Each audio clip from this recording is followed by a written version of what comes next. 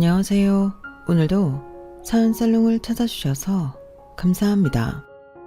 할까 말까 할 때는 하지 말라더니 이렇게 후회가 될 줄 누가 알았겠어요.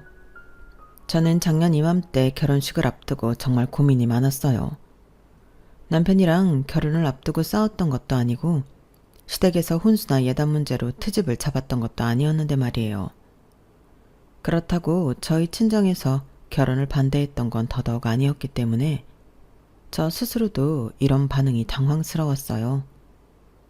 결혼을 앞두고 딱히 나쁠 것도 없는데 미묘하게 마음이 불편한 상태가 지속돼서 정말 환장하겠더라고요. 주변에선 결혼을 앞둔 여자들이 흔히 겪는 메리지 블루라며 지나고 보면 별거 아니니까 걱정 말라고 했지만 어쩌면 그건 여자의 예리한 직감이 아니었나 싶어요. 물론 그때는 내 결혼 생활이 이렇게 금방 끝나게 될 줄 몰라서 저 역시도 지나는 바람처럼 대수롭지 않게 생각했지만 말이에요. 제가 남편을 만나게 된 건 대학 시절 동아리 선배 덕분이었어요. 딱히 선배가 우리 두 사람을 소개시켜주거나 했던 건 아니었지만 선배 집에 드나들다가 알게 됐고 그러다 눈이 맞았으니 선배 덕분이라고 하는 게 맞지 않을까 싶어요. 선배는 돈 많은 부모님 덕분에 30도 안 된 나이에 건물 한 채를 증여받았는데 그 집 옥탑방은 저희 동아리 사람들한테 있어서 제2의 동아리방 역할을 했어요.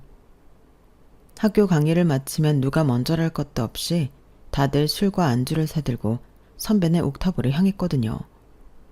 저 역시도 그중 하나였어요. 그런데 졸업을 앞두고 일본으로 배낭여행을 떠났던 선배가 하루아침에 사라져버린 거예요. 한 달 뒤에 있었던 졸업식에도 오지 않은 채 선배는 조금씩 우리들 기억에서 사라져갔어요. 가끔씩 술자리에서 선배 얘기가 나오는 적도 있었지만 진지하게 선배를 걱정하는 느낌이라기보다는 안주거리에 가까운 가벼운 관심에 불과했어요. 죽었나 살았나 하는 정도였으니까요. 그런데 그런 선배가 딱 1년 만에 소리 소문 없이 나타난 거예요. 하루는 학과 게시판에 아르바이트생을 구하는 구인 광고가 붙었는데 거기 주소가 선배네 건물이더라고요. 어떻게 알았냐고요? 저희 동아리 사람들이 선배네 옥탑을 뻔질나게 드나들면서 배달 음식을 한두 번 시켜 먹었겠어요? 지금처럼 배달 앱이 있던 시절이 아니라서 주문 전화를 할 때 집 주소를 말을 해야 했고 그러다 보니 자연스레 외우게 됐던 거죠. 아무튼 선배 건물 1층에 생겼다는 일본 라멘집의 구인 광고를 보고는 이력서를 들고 달려갔어요. 위치가 학교 근처기도 하고 시급이 좋은 데다 마침 하던 과외가 잘려서 아르바이트 자리도 필요했거든요. 불과 1년 전까지만 해도 뻔질나게 드나들던 놀이터에 일을 하겠다고 찾아왔다는 게 왠지 웃겼어요. 선배가 여전히 이 집에 살고 있었다면 절대 벌어지지 않을 일 같았거든요. 제가 이렇게 단언할 수 있는 건 선배는 타고난 배짱이족이었기 때문이에요. 자기 입으로도 돈 많은 부모 밑에 태어나지 않았다면 자신은 게을러서 굶어 죽었을 거라고 했을 정도니까요. 그런데 사람 일은 모르는 거라더니 글쎄 아르바이트 면접을 보러 갔던 그곳에서 선배를 만났지 뭐예요. 그것도 저를 면접하기로 한 사장으로 말이죠. 수민아, 네가 여긴 왜 왔냐? 알바하게? 그러는 선배는 연락도 없이 사라져놓곤 왜 여기 있어요? 그동안 집에 숨어있기라도 한 거예요? 동아리 사람들이 얼마나 걱정했는데. 거짓말을 조금 보태서 한 말이었는데 선배는 그 말에 미안하긴 했던가 봐요. 원래 그런 성격이 아닌데 그날은 구구절절 제게 설명을 해주더라고요. 졸업을 앞두고 떠난 일본 배낭여행에서 선배는 인생 라멘을 만나게 됐다나 봐요. 무작정 라멘집 주인한테 일을 배우고 싶다고 했고 몇 번의 거절 끝에 승낙을 받을 수 있었대요. 다만 워낙 협소한 가게라서 직원이 필요치 않은 곳이라 급여는 받지 않기로 했다나 봐요. 그래도 가게에서 숙식을 해결하면서 라멘 비법을 배웠으니 손해는 아니었던 거죠. 그렇게 1년 가까이 일을 배운 선배는 드디어 한국에 돌아와 가게를 차리게 된 거예요. 반년 가까이 비어있던 1층 카페 자리에 리모델링을 해서 라멘집으로 꾸민 거였죠. 한국을 떠나니 그 사이 건물 관리를 제대로 못해서 세입자들이 많이 나가버린 탓에 자금이 부족했던가 봐요. 가게 리모델링은 혼자 2달 동안 밤낮 없이 했다더군요. 아무래도 선배가 조속과 출신이다 보니 리모델링 솜씨가 완전 프로 솜씨나 진배 없었어요. 아무튼 선배는 대학 시절 탱자탱자 놀만 살았지만 1년 동안 일본 라멘집에서 일하면서 많은 걸 느꼈던 모양이에요. 말로는 노동의 신성함을 깨달았다는데 그래서인지 학창시절 하루가 멀다 하고 만나서 놀던 동아리 사람들과는 일절 연락을 끊었더라고요. 선배한테 있어서 동아리 사람들은 과거 방탕했던 자신을 떠올리게 하기 때문에 거리를 두고 싶었던 것 같아요. 제가 생각해도 저희 동아리 사람들이 좀 그렇긴 하거든요. 만나서 영화 보고 영화에 대한 지식 뽐내면서 남이 만든 영화 까내리고 그러다 술 마시고 신세 한탄하는 게 일상인 사람들이니 가깝게 지내서 뭐가 좋겠어요. 저도 3학년이 되고부터는 동아리 활동을 접고 학점 관리에 들어갔기 때문에 선배 마음이 이해가 되더라고요. 아무튼 이런 마음이 통한 덕분인지 선배는 저를 알바생으로 받아주었어요. 그러면서 동아리 사람들한테는 자신이 한국에 돌아온 걸 비밀로 해달라고 하더군요. 저 역시도 동아리 사람들과 연락을 끊고 산 지 좀 됐기 때문에 어려울 일도 아니라서 그러겠다고 했어요. 제가 금요일을 제외한 주 4일을 학교에 나가게 돼서 아르바이트는 금, 토, 일, 3일을 풀로 하게 되었어요. 원래 평일 4일을 반타임 근무를 할까도 생각했었는데 아무래도 풀타임 3일보다 돈이 안 돼서 그냥 주말에 하는 걸로 했어요. 주말이라고는 해도 금요일을 포함해서 하는 거라서 직장인들과 대학생들도 꽤 오고 주말엔 동네 주민들이 많이 찾는 것 같았어요. 남편 역시 그런 손님 중 하나였어요. 대부분의 손님들은 미소 라면을 찾는 것과 달리 남편은 버터 소금 라면만 먹었어요. 교환학생으로 일본에서 1년 정도 지냈다고 하는데 그때 현지인 추천으로 먹어보고는 반했다더군요. 하지만 한국에 돌아와서는 버터 소금 라면을 파는 곳을 못 찾아서 먹을 수 없었는데 이렇게 먹게 됐다며 엄청 좋아했어요. 일주일에 2-3번은 와서 버터 소금 라면을 먹다 보니까 사장인 선배하고도 그렇고 알바생인 저와도 많이 친해졌어요. 그렇다 보니 손님이 뜸한 날이면 일부러 남편을 가게로 불러내서 셋이서 가게 문을 잠그고 술판을 벌이기도 했어요.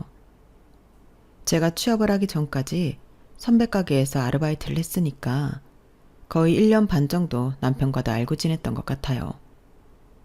선배 가게에서 일한 때는 그저 오빠 동생으로 지내다가 취직을 한 뒤 이런저런 도움을 받게 되면서 가까워지게 됐고 연인 관계로 발전하게 됐어요. 사람 마음이 참 간사한 게 우리가 사귀기 전에는 선배랑 셋이서 정말 자주 뭉쳐서 놀았거든요. 그런데 막상 우리가 사귀고부터는 그게 안 되더라고요. 언제부턴가 선배가 제 남편 눈치를 보기 시작했거든요. 대학생 시절 동아리 활동을 할 때부터 알고 지낸 사이라서 사실 선배와는 동성에 가깝다시피 할 정도로 가리는 게 없었어요. 그런데 우리 사이의 그런 모습이 남편이 보기에는 이상했던가 봐요. 선배가 평소처럼 저를 툭툭 치거나 심한 말장난을 했더니 남편이 기분 나쁜 티를 내더라고요. 선배가 바보가 아닌 이상 그런 걸 알고도 어떻게 제게 전처럼 대할 수 있겠어요. 단지 그것만 문제였다면 선배가 조심하는 걸로 정리할 수 있었겠지만 그 외에도 문제가 있었어요. 부산으로 여행을 갔다고? 그것도 2박 3일 동안?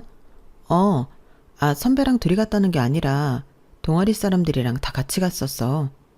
명색이 영화 동아리인데 부산국제영화제 정도는 참석해줘야 하잖아. 근데 선배, 우리 그때 영화 몇 편 못 보지 않았나? 얌마, 그게 누구 때문인데. 그때 넌 낮술 마시고 취하는 바람에 나랑 혜준이랑 얼마나 고생했는 줄 알아? 기집애가 안주는 뭘 그렇게 먹어댔는지 온 사방에 토해놓고 아유 그때 생각하면 아직도 속이 울렁거린다. 가만 보면 너도 제정신 아냐. 어쩌다가 공유하고 있는 추억이 툭 튀어나오면 누가 먼저랄 것도 없이 그때로 돌아간 기분에 취해 신나게 떠들곤 했어요. 그리고 그럴 때마다 남편은 불쾌한 기색을 그대로 드러냈어요. 이러니 남편 눈치 보여서 뭘 할 수 있겠어요. 기껏 시간을 내서 셋이 만나도 전처럼 편하지가 않았어요. 서로 눈치를 보게 됐거든요. 선배는 남편 눈치를 보고 저는 선배랑 남편 눈치를 보고 남편은 나름대로 눈치를 보고 말이죠. 그러다 자연스럽게 멀어지게 되었어요. 그런데 그런 식으로 멀어진 사람이 300분만이 아니더라고요. 제 대학 동기들도 그렇고 심지어 직장 동료들까지도 점점 멀어지게 되었거든요.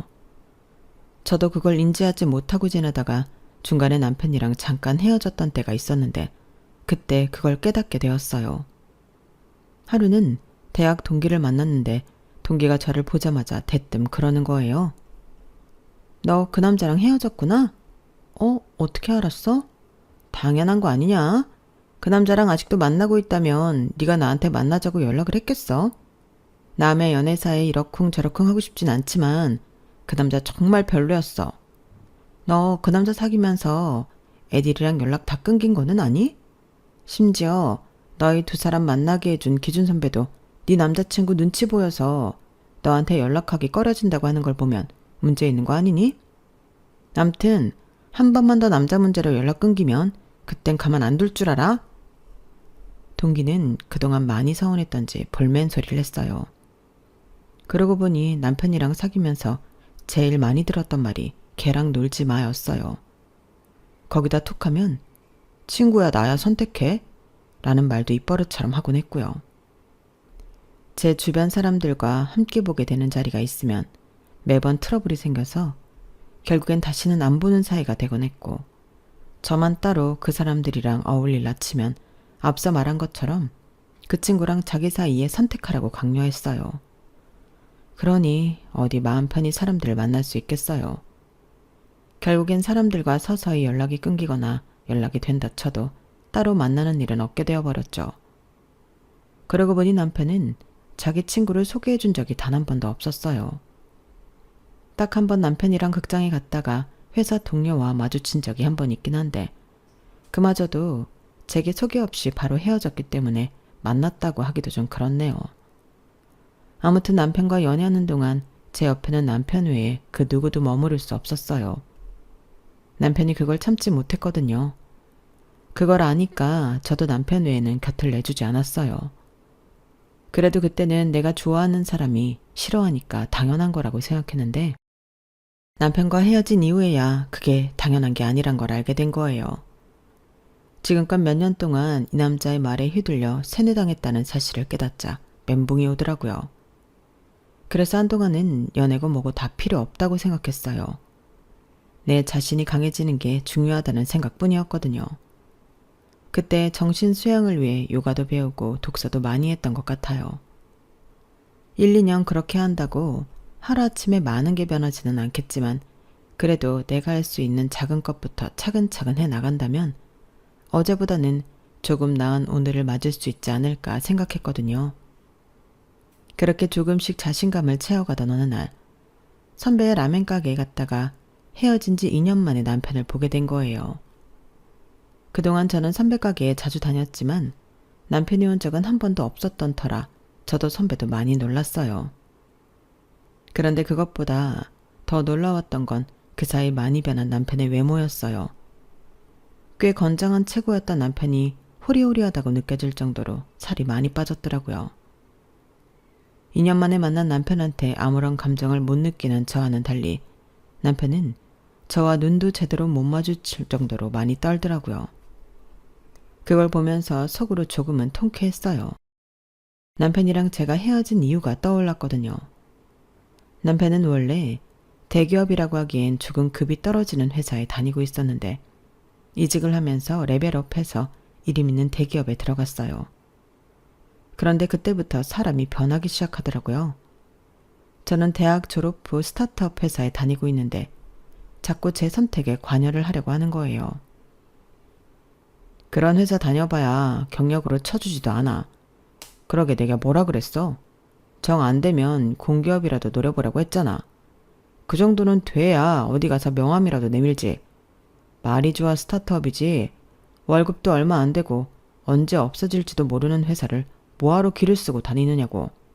급 떨어져서 정말. 자기 지금 말 다 했어? 우리 회사가 뭐 어때서? 애플이니 삼성이니 현대니 처음부터 대기업이었는 줄 알아? 처음엔 다 소규모 회사였지만 사주랑 직원들이 노력해서 지금의 기업을 만들어낸 거라고. 우리 회사가 그렇게 되지 않을 거라고 누가 장담해? 세상 일 모르는 거잖아. 그리고 내 직장 때문에 급이 떨어진다고 생각한다면 나랑 안 만나면 되겠네. 이직 성공해서 기분 좋은 건 알겠는데 자기 기준에 차지 않는다고 사람 무시하지 마. 난 어떻게도 자기랑 급 맞춰주고 싶은 생각 없으니까 자기랑 급 잘 맞는 사람 찾아서 잘 살아봐. 이게 우리의 마지막이었어요. 그러니 제가 남편에 대해 좋은 기억을 남길 수 있었겠어요? 그런데 남편은 제게 많이 미안했던가 봐요.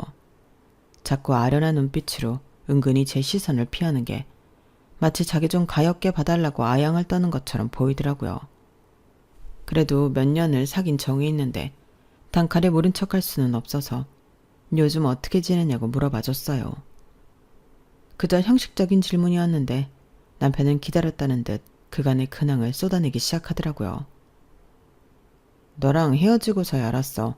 내가 정말 형편없는 놈이었다는 걸 말이야. 헤어지고 처음엔 아무렇지 않을 줄 알았어. 그런데 시간이 지날수록 네 생각이 너무 나더라고. 너한테 뭘 바라는 게 있어서 그런 건 아니야. 오히려 그 반대야. 그동안 너한테 받기만 했지 내가 해준 게 하나도 없더라고. 너랑 사귀는 동안 사실 겁이 났던 것 같아. 네가 날 버리고 다른 사람한테 갈까봐. 너도 알다시피 난 성격도 사교적이지 못하고 주변에 친구도 없어. 그런데 네 옆에는 늘 사람들로 북적이잖아. 그게 부러우면서도 셈이 났던 것 같아. 그래서 더 너를 못살게 굴고 주변 사람들하고 떼어놓으려고 했었어. 미안해. 헤어진 지 2년이나 됐는데 이제 와서 이렇게까지 구구절절하게 사과할 일인가 싶었어요.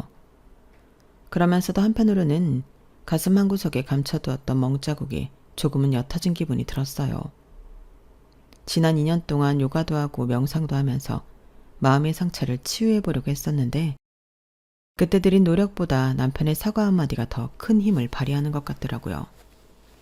그날 가슴에 담아두었던 응어리가 풀린 탓인지 이후로 남편한테 오는 문자에 답을 하거나 주말에 같이 마트에 장을 보러 가기도 했어요. 말로는 그저 남사친, 여사친의 감정일 뿐이라고 선을 그었지만 그게 어디 쉽나요? 그것도 몇 년이나 사귀었던 남녀가 말이에요. 결국 여름밤 치맥을 하고는 알딸딸해진 기분에 함께 밤을 보내게 되었고 헤어진 지 2년 7개월 만에 다시 사귀게 되었어요. 물론 주변에선 후회할 거라는 말들을 많이 했어요. 네 남자친구가 변한 것 같지? 아니야. 시간이 지나면 네가 지긋지긋해서 헤어지고 싶어 했던 그 모습이 다시 나올 거라고. 재결합하는 사람들이 다들 같은 이유로 다시 헤어지게 돼 있어. 그러니까 너무 큰 기대하지 말고 미리 마음에 준비해둬.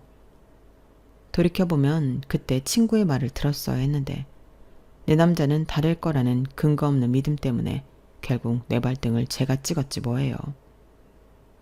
재결합 이후 남편은 전과는 달리 제 주변 사람들과도 관계를 이어가려고 노력했어요. 속으로는 어떤 생각을 하는지 알 수 없지만 그래도 표면적으로는 사람들과 어울리려는 노력을 하는 걸로 보이더라고요. 그러다 보니 주변에서도 남편에 대해 인식도 많이 좋아졌고 만나온 시간이 길었던 만큼 결혼 얘기도 솔솔 나오기 시작했어요. 사실 조건만 본다면 결혼 상대로서 빠지는 게 없는 사람이었어요. 일단 직장이 좋고 월급도 많고 이렇다 할 결격 사유가 없는 사람이니까요.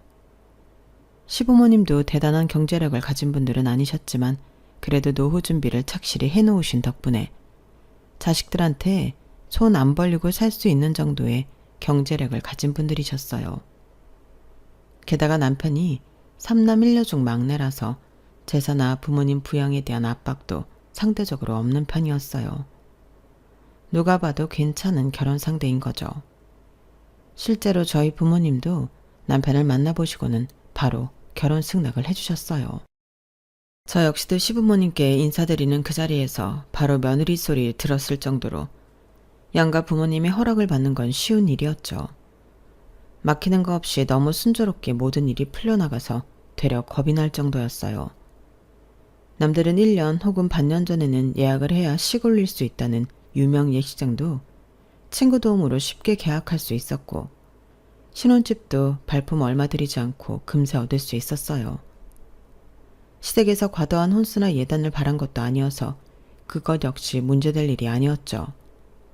마치 하늘에서 우리 결혼을 도와주고 있다는 생각이 들 정도로 모든 게 일사천리로 풀려나갔어요. 주변 사람들은 결혼 준비 과정이 너무 힘들어서 결혼을 2번은 못하겠다고 농담들을 하던데, 이런 정도라면 그런 말이 왜 나왔나 싶을 정도였어요. 그런데 어느 것 하나도 막힘이 없이 잘 풀리는 가운데 제 마음은 왜 그렇게 답답했는지 몰라요. 이제 몇 달 뒤 식을 올리면 평생 이 남자와 살아야 한다는 생각을 하자 숨이 막혀오고 무기력해지더라고요. 그렇다고 꼭 남편이 아니어야 할 이유도 될 수 없으면서 말이죠. 제가 하도 불안해하니까 하루는 엄마가 그러시더라고요. 나도 그랬어. 네 아빠랑 결혼식 날짜까지 다 잡아놓고 예식장에 들어서는 순간까지도 심장이 쿵쾅쿵쾅 뛰면서 당장 여기서 벗어나야 할 것만 같더라고. 그래서 옆에 있던 네 큰이모한테 그 말을 했더니 뭐라는 줄 아니? 자기도 그랬다는 거야. 자기는 신부 입장을 마치고 주례사를 듣는 동안에도 속으로 도망칠까 말까를 고민했다더라고. 큰 압박에 짓눌리면 누구나 빠져나가고 싶다는 생각을 하게 돼. 네 인생에서 결혼보다 더 큰 압박이 어디 있겠니? 그럴 땐 차라리 속으로 이렇게 생각해봐. 살아보고 아니면 깨는 거지 뭐. 엄마는 언제까지고 우리 딸 편이니까 마음 편히 가져. 그날 엄마 얘기를 듣고 조금은 마음이 진정되기 시작했어요. 엄마 말대로 아니면 많은 거라고 생각했더니 확실히 마음이 편해지더라고요. 그렇게 내 안에서 몇 번의 전쟁 같은 갈등을 끝낸 뒤에야 저는 예식장에 발을 들일 수가 있었어요. 그리고 그 순간부터 그토록 순조로웠던 결혼은 엉망진창이 되고 말았어요. 신혼여행지에서 시작된 말다툼이 시발점이었어요. 뭐라고? 매달 시댁에 300씩 보내겠다고? 아니 왜? 아직 아버님도 돈 버시잖아. 돈을 벌고 안 벌고 뭐가 중요해? 드리고 싶다는 내 마음이 중요한 거지. 아니 그러니까 그 돈을 왜 드리고 싶은 건데? 우리는 아직 집도 전세고 앞으로 애도 나오면 들어갈 돈이 천지인데 말이야. 그러자 남편은 뭔가 꺼내기 곤란한 말이 있는 사람처럼 뜸을 들였어요. 그러다 얘기에 진척이 없자 더는 안 되겠는지 드디어 말을 하더군요. 내가 너보다 300이나 더 벌잖아. 처음엔 그 말이 뭘 의미하는지 몰랐어요. 애초에 남편은 대기업에 다니고 있고 저는 스타트업 회사에 다니고 있어서 봉급 차이가 확연히 난다는 건 알고 있었거든요. 그러니 새삼스럽게 그 얘기는 왜 하나 싶었어요. 버는 돈의 액수는 다른데 쓰는 건 같이 써야 되면 내가 손해잖아. 그제야 남편의 말뜻을 제대로 이해한 저는 기가 차서 한숨만 나왔어요. 아, 그래서 그 차액을 자기 부모님께 드리겠다는 거구나? 나랑 같이 쓰기 아까워서? 그러자 남편은 긍정도 부정도 하지 않았어요. 남편의 그런 행동에 뭐랄까 긴 장도로 가슴을 푹 찔린 기분이었다랄까요. 장도가 빠져나간 자리에 바람이 들어 서늘한 기분이 들었어요. 방금 전까지 결혼은 나에서 우리가 되는 과정이라고 생각했는데 그건 내 착각일 뿐이었다는 걸 확인시켜주는 것 같았어요. 그래서 더 가슴이 텅 빈 것처럼 허하다는 기분이 들었던 것 같아요. 그건 단순히 허전하다는 단어만으로는 설명할 수 없는 그런 공허함이었어요. 그래, 자기가 원한다면 그렇게 해. 내 돈도 아니고 자기가 열심히 일해서 버는 돈이니까 자기 마음대로 해야지. 순순히 남편 뜻에 따라주겠다고 하자 남편은 살짝 놀라는 것 같았어요. 처음엔 제 눈치를 보면서 시댁에 돈을 보내던 남편이었지만 시간이 지나자 아주 대놓고 당당하게 굴더라고요. 100번 양보해서 자기가 번 돈이니 그럴 수 있다고 생각하려고 했어요. 그런데 막상 남편이 주변 사람들한테 허세를 부리며 그 얘기를 하는 걸 보고 좋게 넘어가려던 마음이 싹 가시더라고요. 와이프가 뭐라 그러긴. 내가 번 돈 내가 우리 집에 주겠다는데 지가 뭐라 그러겠어? 억울하면 지도 돈 많이 주는 회사로 옮기든가. 달래 사람들이 대기업 취업에 목숨 거는 줄 알아? 다 이런 여유를 부릴 수 있기 때문이라고. 우리 와이프? 에휴, 스타트업인지 뭔지 쥐똥만한 회사에 다니는데 무슨 비전이 있겠냐? 도대체 왜 그렇게 야망이 없나 모르겠어. 이런 게 따지고 보면 가정교육 탓인 것 같아. 어릴 때부터 아이가 성취욕을 느낄 수 있게 부모가 옆에서 자극을 줘야 하는데 우리 장인장모가 그런 걸 못했던 거지. 자기가 돈 좀 더 번다고 자랑하는 거야. 누가 뭐라고 그러나요?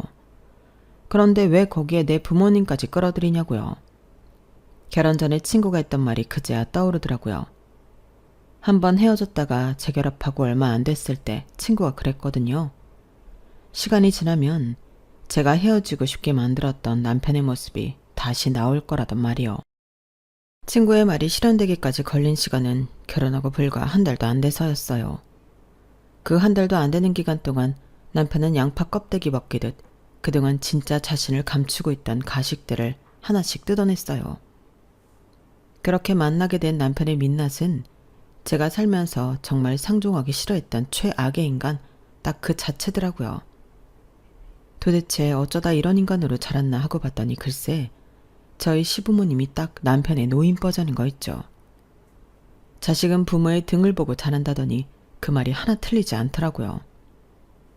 결혼 전에 왜 그렇게 이 결혼이 찜찜하게 느껴졌었는지 그제야 알 것 같았어요. 남편과 시댁 식구들의 가식적인 모습을 본능적으로 알아채서 거북했던 거예요. 어느 정도로 저희 남편과 시댁 식구들이 인성이 엉망인지는 단편적인 사건 몇 개만 예로 들어도 충분히 전달이 될 거예요. 큰 아주버님네 아들이 이번에 대학에 들어갔는데 저희 아버님께서 맏손자한테 그러시더라고요. 이 아래비는 네가 들어간 그 학교가 정말 자랑스럽다. 그 학교에는 이 나라에서 돈이 있고 지위가 높은 사람들 자식들이 주로 다닌다고 들었다. 이게 얼마나 좋은 기회냐?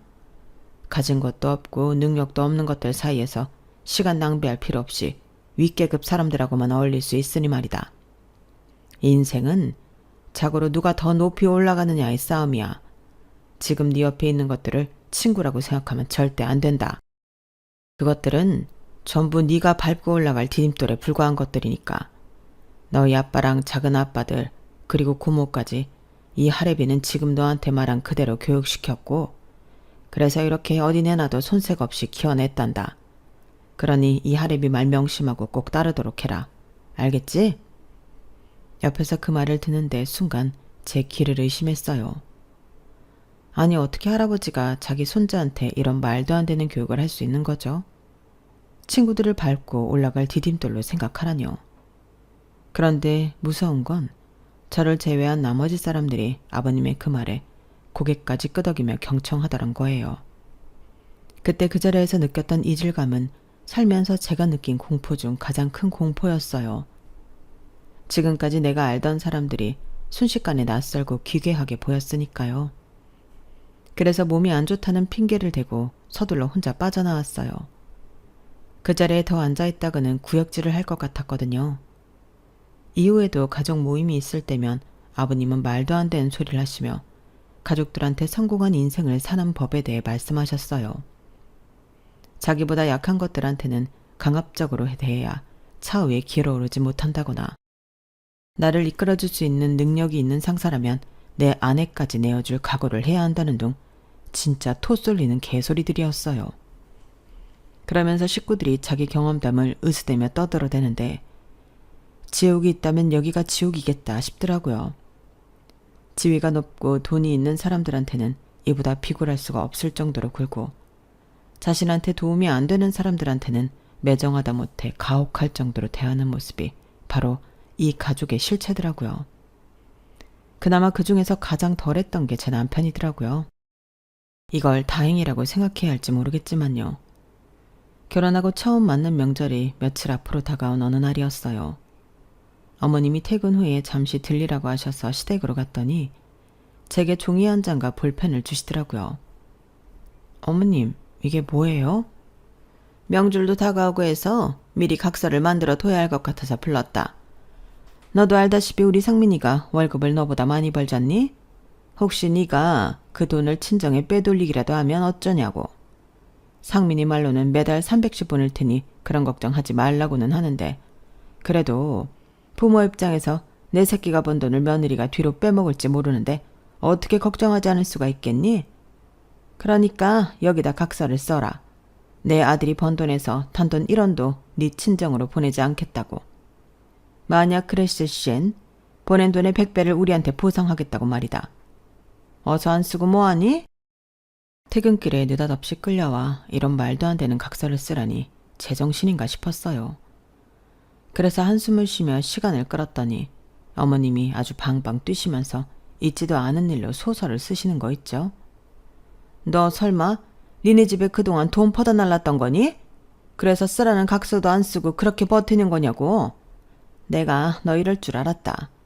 며느리 중에 학벌이 좋은 며느리가 들어와서 다행이다 했더니 그 좋은 머리를 이런 데 쓸 줄 누가 알았다니? 너 지금까지 얼마나 보냈어? 내 아들이 벌어온 돈 얼마나 친정에 빼돌렸냐고. 말 안 하니? 경찰을 불러야 대답하겠어? 어머니 뭐예요? 제가 무슨 돈을 빼돌려요? 저희는 각자 월급에서 공동 생활비만 빼고 나머지 돈은 각자 관리해요. 그이가 번 돈은 애초에 구경도 못한다고요. 정 못 믿으시겠으면 그이한테 전화해 보세요. 이렇게 말했으면 알아들을 법한데도 어머님은 끝내 막내 아들한테 전화해 자초지종을 들은 뒤에야 오해를 푸셨어요. 하지만 오해를 풀었다고 각서강요까지 그만두신 건 아니었어요. 저는 그날 기어이 어머님이 원하시는 내용대로 각서를 한 장 써드리고서야 시댁 대문을 나설 수 있었거든요. 각서 사건이 있고 몇 달 뒤 저희 회사는 전 세계적으로 부는 K컬처 바람을 타고 해외 시장에서 전례 없는 성과를 거둘 수 있었어요. 덕분에 성과급도 엄청 받을 수 있게 되었죠. 저희 회사가 스타트업 회사라서 월급 자체는 세지 않아도 직원들한테 유리한 조건의 옵션들이 많이 포함되어 있는데 그중 성과급은 대기업보다 훨씬 빵빵하게 들어오는 편이었어요. 창업 이래 최고의 매출을 찍은 덕분에 그해 저한테 들어온 성과급이 자그마치 7천만 원이나 되더라고요. 세금을 제한 금액이 이거니까 세 전후로 치면 억이 넘는 엄청난 금액이었던 거죠. 이 돈을 어디에 쓸까 고민을 하다가 아빠 차를 바꿔드리기로 했어요. 저희 아빠는 20년 넘게 차를 타고 계신데 연식이 있다 보니 툭 하면 고장이 나서 수리비도 많이 들고 무엇보다 기름은 엄청 먹어서 기름값 오른다는 뉴스만 나오면 아빠가 긴장을 하시곤 했거든요. 그래서 이참에 전기차나 아니면 하이브리드로 바꿔드리려고 차를 알아봤어요. 카탈로그를 받아다 주말에 집에서 살펴보고 있는데 그걸 본 남편이 대뜸 차 바꿀 거냐고 묻더라고요. 그래서 그렇다고 했더니 돈이 어디서 왔냐고 묻길래 성과급 받았다고 얘기했어요. 그랬더니 저보다 더 신이 나서는 나보다 더 적극적으로 차를 고르지 뭐예요. 혹시 이 사람이 우리 차 바꾸는 줄 알고 일어나 싶어서 아빠 차 바꿔드리려고 그런다고 확실하게 말했어요. 그랬더니 말이 끝나기가 무섭게 손에 들고 있던 카탈로그를 바닥에 팍 던지지 뭐예요. 아이씨, 야, 그걸 왜 이제 말해? 난 또 네가 우리 차 바꾼다는 줄 알았잖아. 그리고 그 돈으로 왜 니네 아빠 차를 바꿔주냐? 그거 공동재산이잖아. 자기도 자기 월급 시댁에 보내잖아. 그럼 나도 그래도 되는 거 아니야? 피차 일반인데 뭘 그렇게 화를 내? 야, 이게 그거랑 같냐? 난 너보다 연봉이 높아서 생긴 차액만 우리 집에 보내는 거고 넌 특별 보너스인 셈이잖아. 그러니까 그건 공동재산에 넣어야지.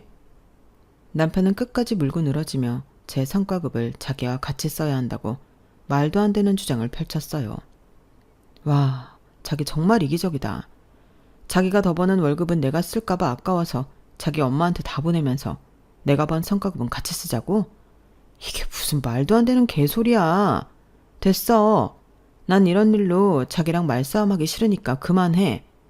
난 예정대로 이 돈으로 우리 아빠 차 바꿔줄 거야. 그러자 남편이 불같이 화를 내며 그러더라고요. 너야말로 이게 무슨 개매너야. 넌 같이 사는 사람에 대한 매너도 없니? 까놓고 말해서 너 아프면 누가 간호해주겠어? 니네 부모가 달려와서 간병하겠니? 바로 옆에 잠들어 있는 내가 가겠니? 그럼 굳은 일은 내가 하고 차는 니네 부모가 챙긴다는 게 말이 돼? 이건 누가 봐도 안 될 소리야. 구질구질하게 왜 출가 외인인 딸한테 차를 구걸해? 거지 새끼도 아니고. 안 그래도 단어 선택이 아슬아슬하던 남편이었는데 급기야 선을 넘고 말았어요. 그래놓고는 자기가 뭘 잘못했는지도 모르더라고요. 뭐? 거지 새끼? 당신 말 다 했어? 틀린 말은 아니잖아. 자식한테 빌붙어서 차까지 받아갈 판인데 거지 새끼가 아니면 뭐겠어? 뭐? 그럼 니네 부모도 거지 새끼겠네. 매달 너한테 300씩 받았으니까. 제가 똑같이 맞받아 쳐주자 순간 강분한 남편은 집안 살림까지 집어던지며 화를 냈어요. 그러는 과정에서 저는 남편이 던진 사운드바에 맞아서 갈비뼈가 골절이 됐어요. 제가 가슴을 움켜쥐고 아프다고 숨도 잘 안 쉬어진다고 하는데도 쇼하지 말라면서 빈정대던 남편은 119 대원들 손에 제가 실려가자 그제야 겁을 집어먹곤 사색이 됐어요. 그날 응급실에서 엑스레이를 찍고 골절 확인을 하는 동안에도 남편은 코빼기도 보이지 않았어요. 결국 저희 부모님이 달려와 모든 처리를 해주셨어요. 며칠은 꼼짝 말고 누워있어야 한다고 해서 회사에 병가를 내고 입원을 했는데 다음 날이 돼서야 남편놈이 병실로 찾아왔더라고요. 아빠는 그런 사회를 보자마자 뺨을 때리셨어요. 평소 같으면 아빠를 뜯어 말리셨을 엄마지만 그날은 못 본 척 하시더라고요. 내가 다른 건 다 참아도 여자한테 손대는 놈은 용서 못한다.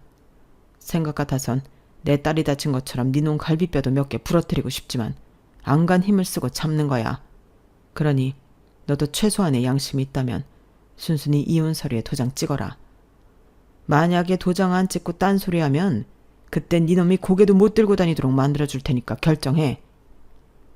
이미 부모님과 상의 끝에 이혼을 하기로 결정했던 터라 남편이 뭐라고 하든 상황이 바뀌지는 않을 거였지만 그래도 남편이 뭐라고 할지 궁금하더라고요. 그런데 원하시면 이혼을 할게요. 그런데 이거 하나는 확실히 해야 할 것 같아요. 제가 사운드바를 던진 건 맞지만 수민이를 맞출 생각은 없었어요. 고의가 없었기 때문에 이건 사고일 뿐이라고요. 그러니까 병원비는 50대 50으로 부담하는 게 맞다고 생각합니다. 이런 와중에도 병원비 타령을 하는 남편을 보니 정말 한심하기 그지없었어요. 아마 모르긴 해도 병원비 반값 부담 얘기는 자기 부모님과 상의 끝에 내린 결론일 거예요. 그분들이라면 이런 와중에도 사과를 먼저 하라는 말 대신 어떻게든 보상해야 할 금액을 깎으라고 가르치셨을 테니까요. 결국 우리 부부는 결혼한 지 1년도 채 안 돼서 이혼을 했어요. 결혼식을 올릴 때는 이런저런 행운이 따라서 쉽게 할 수 있었지만 이혼은 정말 너무 힘들게 마칠 수 있었어요. 일단 남편과는 합의가 되지 않아서 벅점 싸움까지 벌이게 되었고 그런 과정에서 서로의 치부는 물론 주변 사람들한테까지 저희의 결혼 생활이 까발려지게 되었거든요. 그렇게 힘겨운 과정 끝에 드디어 이혼을 하게 되었어요. 이번 소송에서 저를 위해 증언을 해주었던 친구 말이 추잡하게 까발려진 이혼 소송에 승자도 패자도 없다지만 그래도 금전적으로 위로를 많이 받은 쪽이 승자라고 하더라고요. 그런 의미에서 따져본다면 이번 이혼 소송의 승자는 저인 것 같네요. 비록 저 역시도 많은 상처를 입었지만 말이에요. 그래도 이쯤에서 결혼 생활을 멈출 수 있었던 건 다행이라는 생각이 들어요. 더 멀리까지 갔다면 되돌아오는 길이 더 길고 힘들었을 테니까요. 이제 정신 바짝 차리고 나 혼자의 힘으로 온전히 걸어갈 수 있는 인생을 살아보려고 합니다. 그렇게 걷다 보면 같은 곳을 바라보는 사람을 만나게 될지 모르는 일이니까요. 지금까지 제 사연을 들어주셔서 감사합니다. 들어주신 분들 모두 행복하시고 건강하세요. 여러분, 사연 댓글에 응원과 현명한 조언 부탁드려요. 좋아요와 구독은 저에게 큰 힘이 됩니다. 오늘도 좋은 일 가득하세요.